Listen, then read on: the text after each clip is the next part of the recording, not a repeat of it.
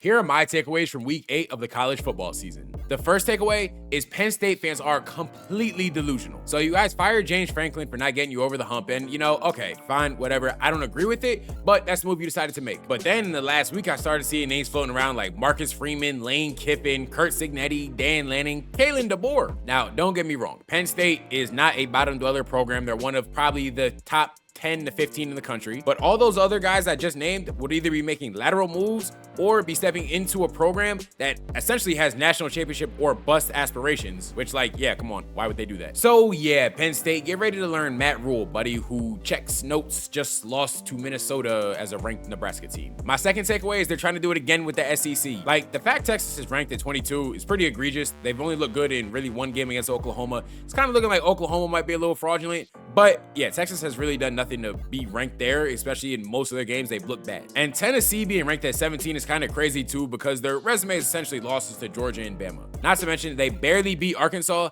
and they went to overtime with Mississippi State. And my third takeaway is all rivalry games should have both teams wearing their home colors. If you saw clips from the Holy War with BYU and Utah, it actually looked phenomenal. The blue and the red going against each other, it was just picturesque. And I know USC and UCLA do the same thing, so my thought is I think every rivalry game, both teams should adopt that. Now, it doesn't work with everyone. Oklahoma, Texas, that might be a little too close in hues, but I think where it does work, it should definitely be applied.